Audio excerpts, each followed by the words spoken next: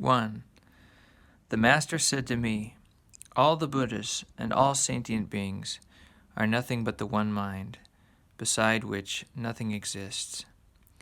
This mind, which is without beginning, is unborn and indestructible.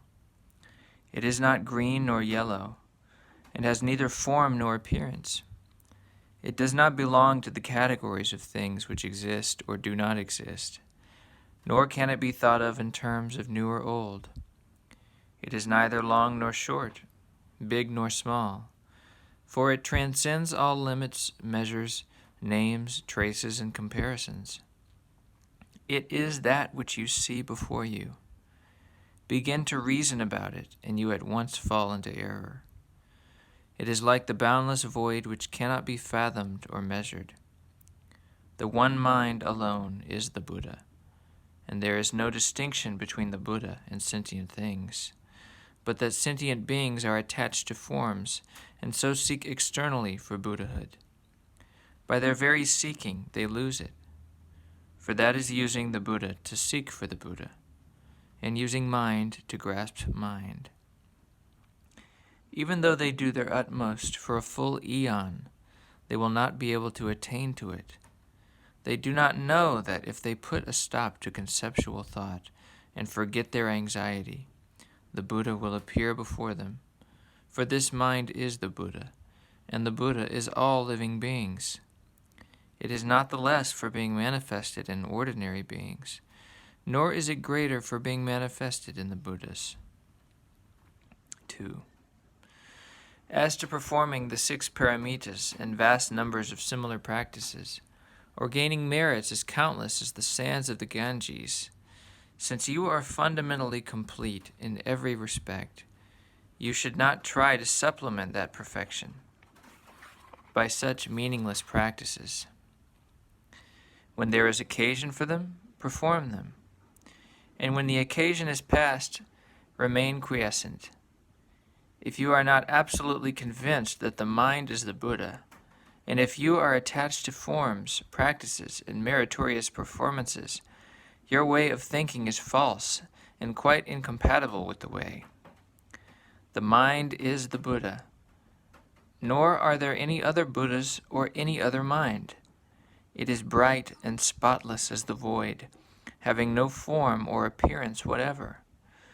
To make use of your minds to think conceptually is to leave the substance and attach yourself to form. The ever-existent Buddha is not a Buddha of form or attachment. To practice the 6 paramitas and a myriad similar practices with the intention of becoming a Buddha, thereby is to advance by stages. But the ever-existent Buddha is not a Buddha of stages. Only awake to the one mind, and there is nothing whatsoever to be attained. This is the real Buddha. The Buddha and all sentient beings are the one mind and nothing else. 3. Mind is like the void in which there is no confusion or evil, as when the sun wheels through it shining upon the 4 corners of the world. For when the sun rises and illuminates the whole earth, the void gains not in brilliance. And when the sun sets, the void does not darken. The phenomena of light and dark alternate with each other, but the nature of the void remains unchanged. So it is with the mind of the Buddha and of sentient beings. If you look upon the Buddha as presenting a pure, bright, or enlightened appearance, or upon sentient beings as presenting a foul, dark, or mortal-seeming appearance, these conceptions, resulting from attachment to form, will keep you from supreme knowledge, even after the passing of as many eons as there are sands in the Ganges. There is only the one mind, and not a particle of anything else on which to lay hold.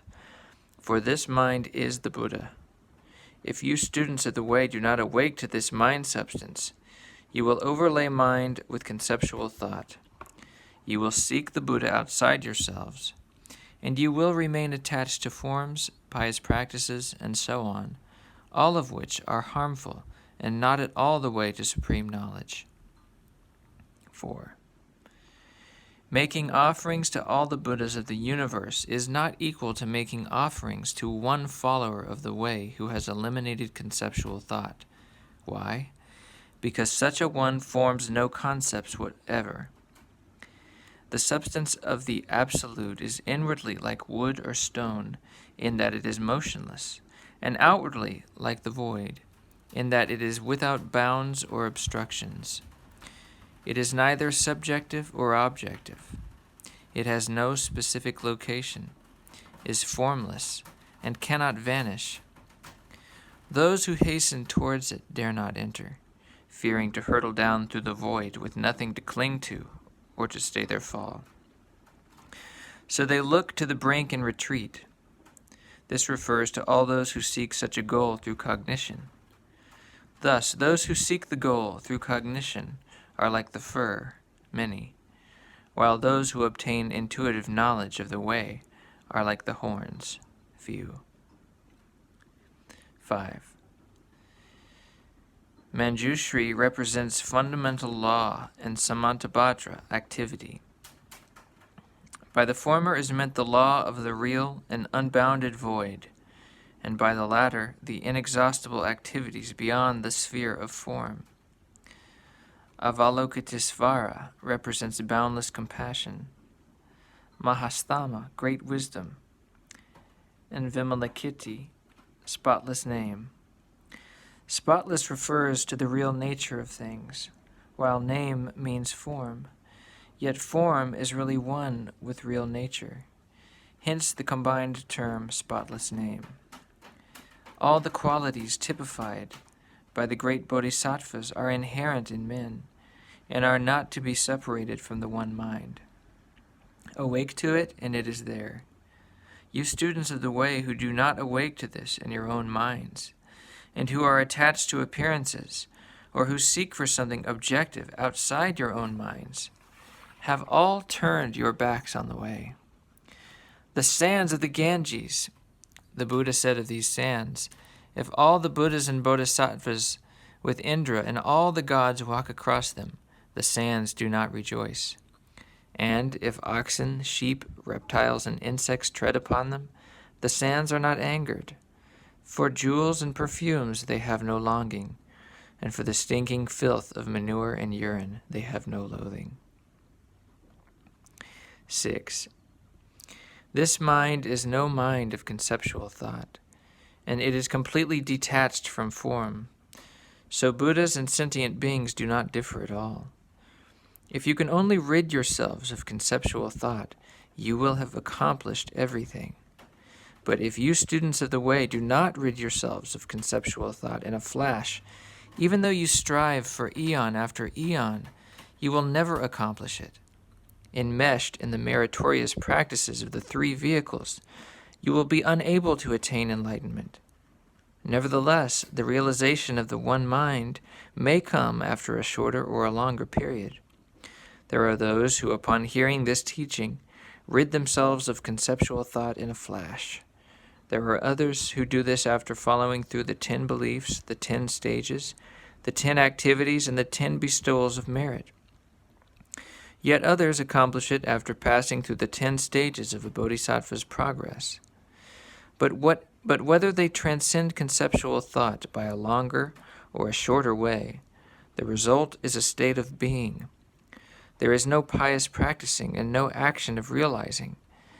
That there is nothing which can be attained is not idle talk. It is the truth. Moreover, whether you accomplish your aim in a single flash of thought or after going through the 10 stages of a bodhisattva's progress, the achievement will be the same. For this state of being admits of no degrees. So the latter method merely entails eons of unnecessary suffering and toil. 7. The building up of good and evil both involve attachment to form. Those who, being attached to form, do evil have to undergo various incarnations unnecessarily, while those who, being attached to form, do good subject themselves to toil and privation equally to no purpose. In either case, it is better to achieve sudden self-realization and to grasp the fundamental Dharma. This Dharma is mind, beyond which there is no Dharma. And this mind is the Dharma, beyond which there is no mind. Mind in itself is not mind, yet neither is it no mind. To say that mind is no mind implies something existent. Let there be a silent understanding and no more. Away with all thinking and explaining. Then we may say that the way of words has been cut off and movements of the mind eliminated. This mind is the pure Buddha source inherent in all men. All wriggling beings possessed of sentient life, and all the Buddhas and Bodhisattvas are of this one substance and do not differ.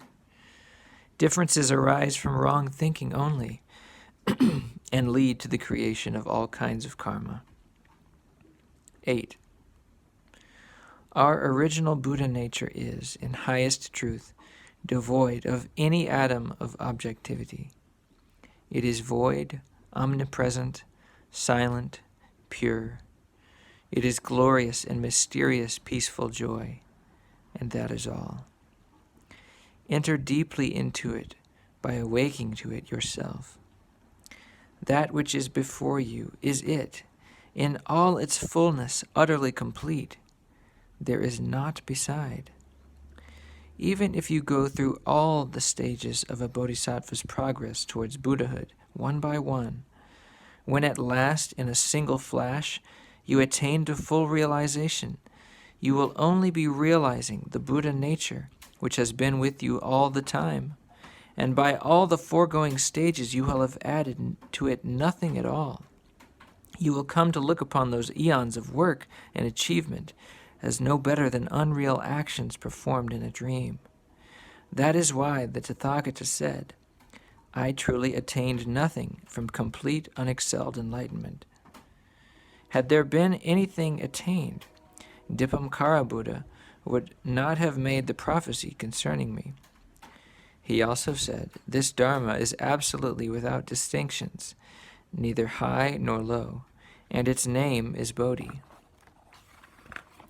It is pure mind, which is the source of everything, in which, whether appearing as sentient beings or as Buddhas, as the rivers and mountains of the world which has form, as that which is formless, or as penetrating the whole universe, is absolutely without distinctions, there being no such entities as selfness and otherness. 9. This pure mind, the source of everything, shines forever and on all with the brilliance of its own perfection. But the people of the world do not awake to it, regarding only that which sees, hears, feels, and knows as mind.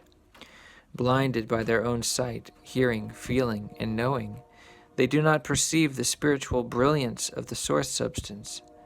If they would only eliminate all conceptual thought in a flash, that source substance would manifest itself like the sun ascending through the void and illuminating the whole universe without hindrance or bounds.